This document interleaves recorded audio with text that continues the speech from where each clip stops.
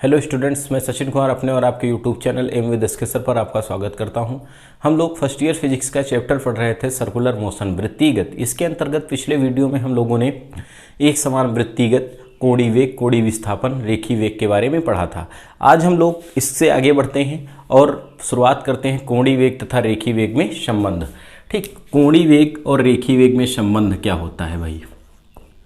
कोणीय वेग बोलते हैं हम इसको ओमेगा तथा रेखीय वेग इसको बोलते हैं वी। रेखीय वेग वही वी में संबंध, relation between angular velocity and linear velocity. देखिए, जो रेखीय वेग होता है, लीनियर वेलोसिटी क्या होती है? जब कोई वस्तु ऋजुरेखीय पथ पर गति करती है, सरल रेखीय गति करती है, तो एकांक समय में तय किया गया जो विस्थापन होता है वही हमारा क्या कहलाता है? रेखीय वेग कहलाता है। ठीक, जो वेग की परिभाषा हम लोगों ने पढ़ी थी वही हमारी रेखीय वेग की परिभाषा होती है। ठीक है, तो रेखीय वेग ऋजुरेखीय पथ पर गति करता है, तो वस्तु द्वारा एकांक समय में जो तय किया गया विस्थापन होता है वही आपका क्या कहलाता है? रेखीय वेग कहलाता है। हमने माना भाई एक हमारा कण है, ठीक, एक हमारा कण है, वो स्मॉल आर त्रिज्या के वृत्ताकार पथ पर गति कर रहा है। एक कण है, वो स्मॉल आर त्रिज्या के वृत्ताकार पथ पर गति कर रहा है। पहले किसी क्षण वो जो कण था वो बिंदु ए पर था। कहाँ पर था? ए पर था। ठीक, कितना? अगर ए पर था, हम मान लें ए पर समय कितना था? t1 था। जब समय t1 था तो कण ए पर था। ठीक, जब समय हमारा बढ़कर t2 हुआ, या कह ले t समय यहाँ से था, कहीं से मानना शुरू कर दो आप, 0 से मान लें, यहाँ से नापना शुरू किया तो समय 0 था। ठीक, कण जो है स्मॉल आर त्रिज्या के वृत्ताकार पथ पर गति कर रहा था। प्रारंभ में कण कहाँ था? बिंदु ए पर था। हम मान लें t समय पश्चात, कितना? t समय पश्चात डेल्टा एस विस्थापन तय करने के पश्चात कण जो हो वो बिंदु बी पर हो। कहाँ पर हो? बिंदु बी पर हो। कितना विस्थापन तय करने के पश्चात? Delta S. तो ये जो कोण है, हम कोण भैया कितना मान लें? कोण अगर मान लें हमारा कितना हो? Delta theta. तो इस स्थिति में जो वृत्त के केंद्र पर बन रहा कोण है वो कितना है? डेल्टा थीटा है। ठीक है, ये वृत्ताकार पथ की त्रिज्या हो गई, कितनी हो गई? आर हो गई। तो इसको हम लिखेंगे कैसे भाई? हमने माना एक हमारा कण था जो v वेग से स्मॉल आर त्रिज्या के वृत्ताकार पथ पर चक्कर लगा रहा था। माना कण जो है t समय पश्चात, पहले माना कण बिंदु a पर था, तथा t समय पश्चात डेल्टा एस रेखीय और डेल्टा थीटा कोणीय विस्थापन तय करने के पश्चात कण कहाँ पर हो? बिंदु b पर हो। तो कण द्वारा तय किया गया कोणीय विस्थापन। ठीक, तो हम निकाल ले भाई इस स्थिति में कण द्वारा तय किया गया कोणीय विस्थापन। भाई कोणीय विस्थापन डेल्टा थीटा बराबर, हम लोगों ने पढ़ा है, क्या पढ़ा है? कि जो कोण होता है, कोण बराबर होता है चाप बटे त्रिज्या। कोण बराबर क्या होता है? चाप बटे त्रिज्या होता है। ठीक, तो कोणीय विस्थापन डेल्टा थीटा बराबर कोण बराबर चाप बटे त्रिज्या से। ठीक, ये हो जाएगा डेल्टा थीटा बराबर कितनी चाप लगा रहा है? डेल्टा एस, और त्रिज्या आपकी कितनी है? आर। तो डेल्टा थीटा बराबर हो गया डेल्टा एस अपान आर, जहां डेल्टा थीटा कोणीय वेग, डेल्टा एस विस्थापन और आर हो गई वृत्ताकार पथ की त्रिज्या। क्लियर? अब देखिए भाई, यहां से जैसे पूछा गया, ये आ गया भाई। अब यहां से हम क्या कर दें? दोनों पक्षों में डेल्टा टी से भाग कर दें भाई। दोनों पक्षों में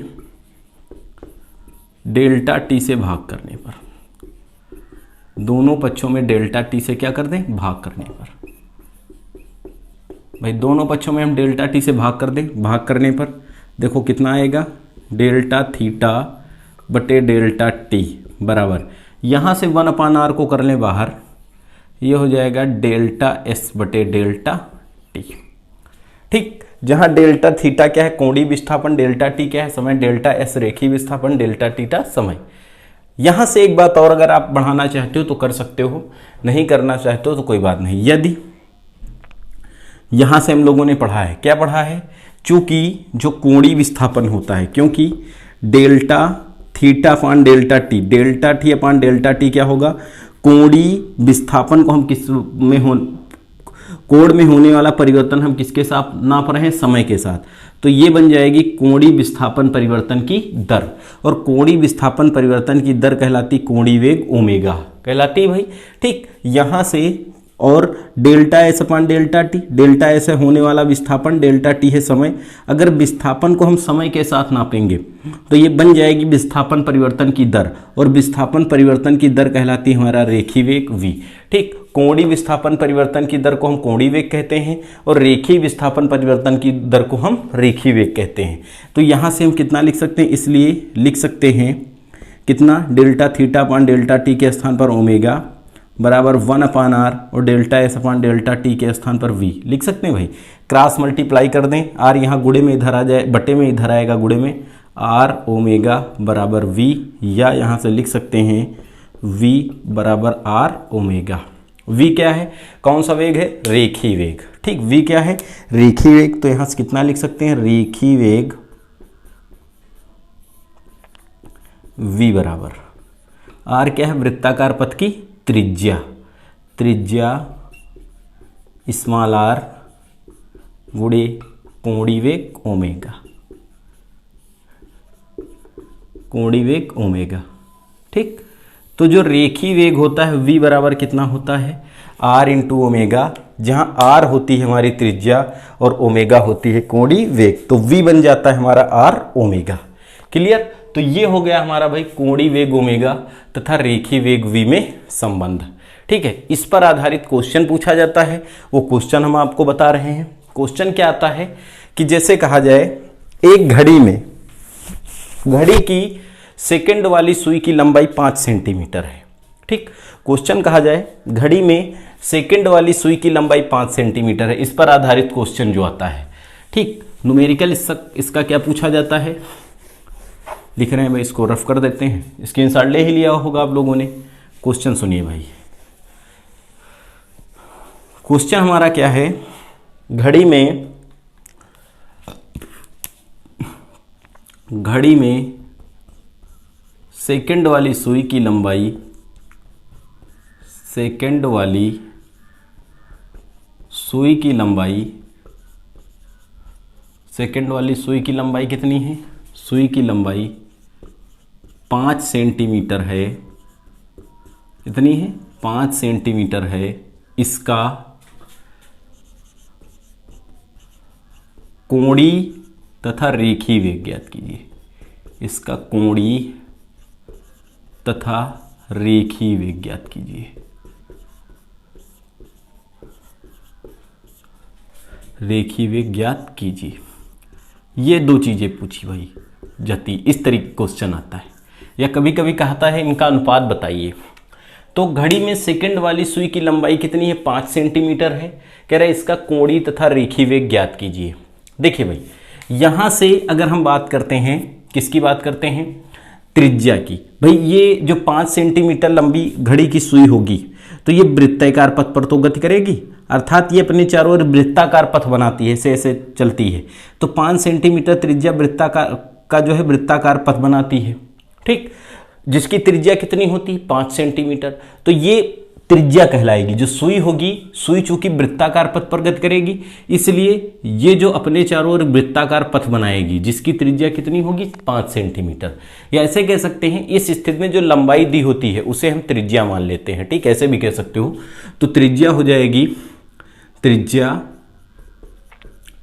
r बराबर 5 सेंटीमीटर। देखिए भाई, कौन सी सुई है आपकी, सेकंड वाली सुई। जो सेकंड वाली सुई होती है उसको अपना पूरा एक चक्कर लगाने में, जहां से चलती है वहां पर पुनः पहुंचने में 60 सेकंड का समय लगता है। तो इसका जो आवर्त काल हो गया, आवर्त काल कैपिटल T बराबर 60 सेकंड। ठीक, सुई वाली का जो सेकंड वाली सुई है उसका आवर्त काल कितना हो गया, 60 सेकंड हो गया। अब हम निकाल लेते हैं यहां से कोणीय वेग। हमने आपको पढ़ाया है कि जो कोणीय वेग होता है, कोणीय वेग ओमेगा बराबर कितना होता है बेटा, 2 पाई अपॉन टी। कितना होता है, 2 पाई अपॉन टी, जहां टी क्या हो जाता है आपका, टी हमारा होता है आवर्त काल। तो ये कितना हो जाएगा, 2 पाई अपॉन टी के स्थान पर 60 रखेंगे, ठीक है। तो 2 एक कम 2, 30 दूना 60, पाई बाई 3, पाई बाई 30। ये कोण है, कोण का मात्रक रेडियन और बटे ये टी था समय, समय का मात्रक सेकंड, तो रेडियन प्रति सेकंड। ओके, रेखी वेग निकालना है तो अभी हमने आपको फार्मूला पढ़ाया है। रेखी वेग जो होता है v बराबर होता है आर ओमेगा, v बराबर आर ओमेगा, जहां आर होती है वृत्ताकार पथ की त्रिज्या, ओमेगा होता है कोणीय वेग, v बराबर आर। देखो आर की वैल्यू कितनी दी गई है 5, ओमेगा का मान कितना है पाई बटा 30, ठीक।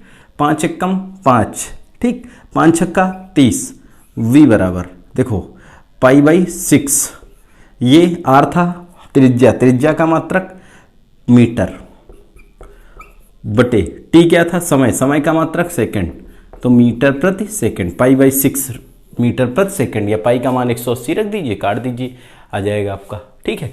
तो ये आपका आंसर हो जाएगा। तो इस तरीके का क्वेश्चन जो अगर आता है तो आप लोग इसको परीक्षा में कर सकते हो, ठीक है। नेक्स्ट क्वेश्चन दिया गया है, इसका एक अगला टॉपिक हम लोग पढ़ते हैं, बहुत ही महत्वपूर्ण टॉपिक है, अभिकेंद्र त्वरण। इस फिगर को भैया हम नहीं मिटाएंगे और इसी से हम सब कुछ समझ जाएंगे।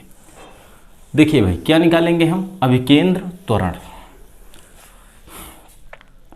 हमने आपको बताया था भाई कि वृत्तीय गति एक ऐसी गति होती है जिसमें कण की चाल जो होती है वो नियत रहती है, कण की चाल नियत रहती है, परंतु चाल नियत रहने पर भी जो होता है इसमें त्वरण उत्पन्न होता है, और उसी त्वरण को हम कौन सा त्वरण कहते हैं, अभिकेंद्र त्वरण कहते हैं, ठीक है। तो हम पढ़ेंगे अगला टॉपिक अभिकेंद्र त्वरण, अभिकेंद्र त्वरण, सेंट्रीफ्यूगल एक्सीलरेशन बोलते हैं इसको। अभिकेंद्र त्वरण क्या होता है भाई, देखिए जैसे हमारी कोई वस्तु है, अगर वो वृत्ताकार पथ पर गति करती है, ठीक, तो उस कण के वेग का जो परिमाण होता है वो समान रहता है। अगर एक समान चाल से वृत्ताकार पथ पर गति करती है तो कण के वेग का परिमाण समान रहता है, लेकिन जो दिशा होती है वो लगातार परिवर्तित होती रहती है, जिसके कारण कण में एक त्वरण उत्पन्न होता है, और इस त्वरण को हम अभिकेंद्र त्वरण कहते हैं। और इस त्वरण की जो दिशा होती है वो वृत्त के केंद्र की ओर होती है। किधर होती है, वृत्त के केंद्र की ओर होती है। तो अभिकेंद्र त्वरण क्या होगा भाई, जब कोई कण किसी वृत्ताकार पथ पर गति करता है तो कण के वेग का परिमाण समान, परंतु उसकी दिशा लगातार परिवर्तित होती रहती है, जिसके कारण कण में एक त्वरण उत्पन्न होता है, और इस त्वरण को हम अभिकेंद्र त्वरण कहते हैं। और अभिकेंद्र त्वरण की जो दिशा होती है वो किधर होती है, वृत्त के केंद्र की ओर होती है, ठीक है। अगर पूछा जाए भाई कि अभिकेंद्र त्वरण की दिशा किधर होगी, तो वृत्त के केंद्र की ओर होगी, क्लियर। और अभिकेंद्र त्वरण को हम स्मॉल ए से दर्शाते हैं, किससे दर्शाते हैं, स्मॉल ए से दर्शाते हैं, ठीक है। तो अभिकेंद्र त्वरण की आप परिभाषा लिख लेंगे, अभिकेंद्र त्वरण की दिशा लिख लेंगे, ठीक। अब डेरिवेशन देखिए करते हैं यहाँ से। हमने माना भाई एक हमारा जो कण है वो वृत्ताकार पथ पर गति कर रहा है, ठीक, एक समान चाल से वृत्ताकार पथ पर गति कर रहा है। जैसे हमने माना जो कण जब हमारा बिंदु ए पर था, तो बिंदु ए पर कण का वेग निकालें तो स्पर्श खींची गई स्पर्श रेखा की दिशा में हो गया, ये हो गया v1। बिंदु बी पर कण का वेग निकालें तो स्पर्श खींची गई स्पर्श रेखा की दिशा में हो गया, ये हो गया v2, ठीक। कितनी दूरी तय की भाई, इन्होंने डेल्टा एस दूरी तय की, ये डेल्टा एस दूरी तय की।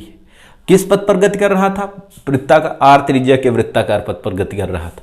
ये हमने मान लिया जैसे बिंदु ओ हो गया, ठीक। हमने माना एक कण जो था हमारा स्मॉल आर त्रिज्या के वृत्ताकार पथ पर गति कर रहा था, ठीक। कण का बिंदु ए पर जो वेग v1 था और कण बिंदु बी पर वेग कितना था, v2 था।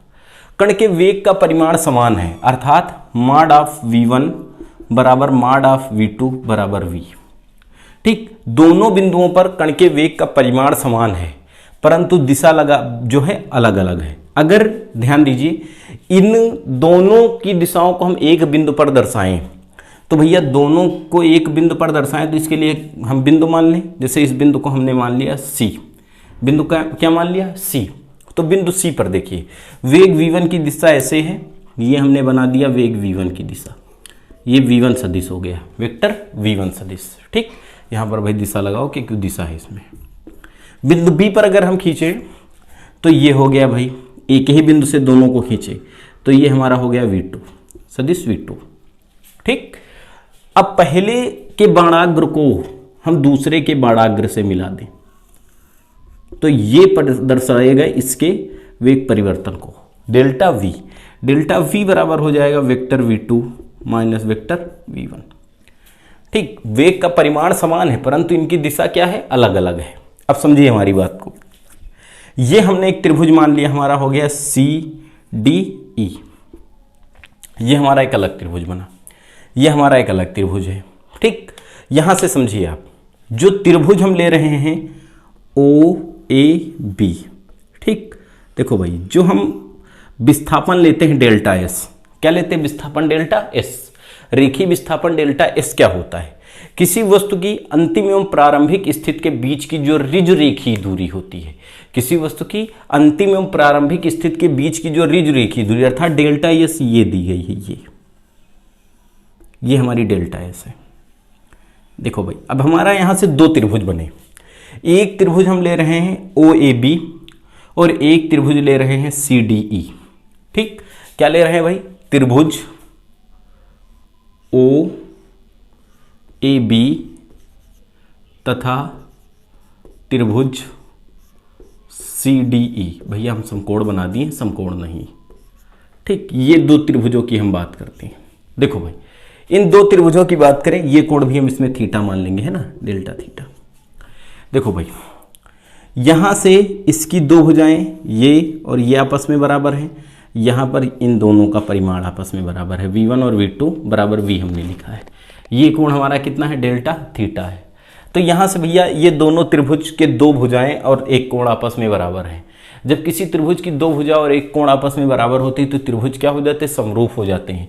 तो यहाँ से त्रिभुज OAB जो होगा वो समरूप हो जाएगा त्रिभुज CDE के समरूप है। और हमें भैया पता है कि जो समरूप त्रिभुज होता है उसकी भुजाओं में कैसा संबंध होता है, अनुपातिक का संबंध होता है। समरूप त्रिभुज की भुजाओं में कैसा संबंध, अनुपातिक का संबंध होता है। अब हम इस त्रिभुज में भुजाओं का अनुपात लेंगे, फिर इस त्रिभुज में भुजाओं का अनुपात लेंगे। देखिए ध्यान रखना, इस त्रिभुज में दो भुजाएं समान हैं, इस त्रिभुज में दो भुजाएं समान हैं, तो एक इस त्रिभुज की हम असमान भुजा लेंगे, एक असमान, अर्थात दो समान भुजाओं में एक भुजा लेंगे। इसमें भी दो समान भुजाओं में एक भुजा लेंगे। ठीक, तो पहले हम ले रहे हैं किसमें, त्रिभुज OAB में। तो OAB की भुजा अगर हम AB ले लें, क्या ले लें, AB। ठीक, दूसरी भुजा कोई ले लेते हैं जो बराबर है उसमें से OA बराबर दूसरा त्रिभुज, इसमें हम असमान भुजा लेंगे तो असमान भुजा हमारी कितनी है, DE बटे कोई समान एक ले लो, कौन सी ले ले भाई, DC ले लिए।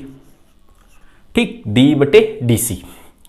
देखो भाई AB का मान कितना है, AB ये हमने माना है डेल्टा S, रेखीय विस्थापन है, डेल्टा S OA है वृत्ताकार पथ की त्रिज्या कितनी है, R बराबर DE का मान कितना है, डेल्टा V और DC का मान भाई V2 है, वेक्टर V2, लेकिन इनके परिमाण समान है, हम परिमाण ले रहे हैं ना, तो mod of V1 mod of V2 बराबर किसके, V के, तो हमने ले लिया V। क्लियर भाई, परिमाण तो समान है, दिशाएं ही तो अलग अलग हैं, तो इनके परिमाण को हमने समान कर दिया। अब देखिए भाई ये आ गया, हम दोनों पक्षों में क्या कर दें, दोनों पक्षों में dt से भाग करने पर, दोनों पक्षों में क्या कर दें, dt से भाग करने पर। अब दोनों पक्षों में हम dt से भाग कर दें तो दोनों पक्षों में dt से भाग करेंगे, कितना हो जाएगा भाई, 1/r हो जाएगा बाहर, ये हो जाएगा ds/dt बराबर 1/v हो जाएगा बाहर, ये हो जाएगा dv/dt। ठीक, डेल्टा t से हमने क्या किया, दोनों पक्षों में भाग कर दिया, तो भाग करने पर ये हो गया 1/r डेल्टा s/Δt बराबर 1/v डेल्टा v/Δt। ठीक, अब यहाँ से भाई आपको पता है, क्या पता है, पता तो है ही, ये डेल्टा S है, डेल्टा S क्या है, विस्थापन, और ये डेल्टा T समय के साथ नापोगे तो ये बन जाएगी विस्थापन परिवर्तन की दर। क्या बनेगी, विस्थापन परिवर्तन की दर, और विस्थापन परिवर्तन की दर को हम क्या कहते हैं, वेग। क्या बोलते हैं भाई, विस्थापन परिवर्तन की दर को हम वेग बोलते हैं भाई। ठीक है, चूंकि डेल्टा एस अपान डेल्टा टी। इसको बढ़ाना चाहो तो एक स्टेप और बढ़ा सकते हो, लिमिट ले लेंगे, डी में कन्वर्ट हो जाएगा, लेकिन बात वही है तो कोई मतलब नहीं है। डी एस अपान डी टी ये विस्थापन परिवर्तन की दर रेखीय वेग कहलाती है, ठीक। तथा यहाँ से delta V upon delta T में आ जाओ, वी लिखते हैं भाई, यहाँ से delta V upon delta T लिखा है। डेल्टा वी वेग में होने वाला परिवर्तन, डेल्टा टी समय में होने वाला परिवर्तन, तो ये बन गया वेग परिवर्तन की दर। और वेग परिवर्तन की दर क्या कहलाती? त्वरण कहलाती, ए कहलाती। इसलिए ध्यान दीजिए भाई, यहाँ से कितना लिखेंगे? 1/r और डी एस अपान डी टी के स्थान पर लिखेंगे v बराबर 1/v और D V upon D T के स्थान पर लिखेंगे a। क्रॉस मल्टीप्लाई कर दो, 20 का गुणा v से हो जाएगा, ये हो जाएगा v² अपान r बराबर a। a क्या है आपका? अभिकेंद्र त्वरण, या ऐसे लिख सकते हैं a बराबर v² r, ठीक। तो अभिकेंद्र त्वरण बराबर हो गया, कितना हो गया भाई? अभिकेंद्र त्वरण a बराबर v² r, जहाँ v है वेग और r है त्रिज्या, ठीक। लेकिन हम ये भी पढ़े हैं, क्या पढ़े? चूंकि v बराबर होता है r ओमेगा। क्या होता है भैया? v बराबर r ओमेगा। v रेखीय वेग, r वृत्ताकार पथ की त्रिज्या, ओमेगा कोणीय वेग। तो कितना लिख सकते हैं यहाँ से? a बराबर, देखो r के स्थान पर, वो v के स्थान पर लिखेंगे r ओमेगा, v का स्क्वायर था, स्क्वायर करेंगे बटे r। a बराबर ये होगा r² ओमेगा स्क्वायर बटे r, एक r से एक r कट जाएगा, a बराबर हो जाएगा r ओमेगा स्क्वायर। a हो गया अभिकेंद्र त्वरण। तो अभिकेंद्र त्वरण a बराबर हो गया है r ओमेगा स्क्वायर, जहाँ r क्या है? वृत्ताकार पथ की त्रिज्या, और ओमेगा क्या है? कोणीय वेग। तो यहाँ से जो त्वरण हो गया वो r ओमेगा स्क्वायर के बराबर, जहाँ r वृत्ताकार पथ की त्रिज्या और ओमेगा हो गया कोणीय वेग। तो ये हमारा अभिकेंद्र त्वरण था। ये हम लोगों ने अभिकेंद्र त्वरण में संबंध पढ़ा, इस पर भी आधारित क्वेश्चन पूछे जाते हैं, ठीक है। तो इसको आप लोग तैयार कर लीजिएगा। अब नेक्स्ट वीडियो में हम लोग अभिकेंद्र बल पढ़ेंगे और अभिकेंद्र बल के कुछ उपयोग पढ़ेंगे, ठीक। अगर आपको हमारा ये वीडियो पसंद आया हो तो इसे लाइक, शेयर और कमेंट करिए, तथा हमारे चैनल पर अगर पहली बार विजिट कर रहे हैं तो इसको सब्सक्राइब करिए और बेल आइकन दबाइए, जिससे बेल आइकन को दबा लीजिए, जिससे आपको आने वाली वीडियो की नोटिफिकेशन प्राप्त हो जाए। धन्यवाद।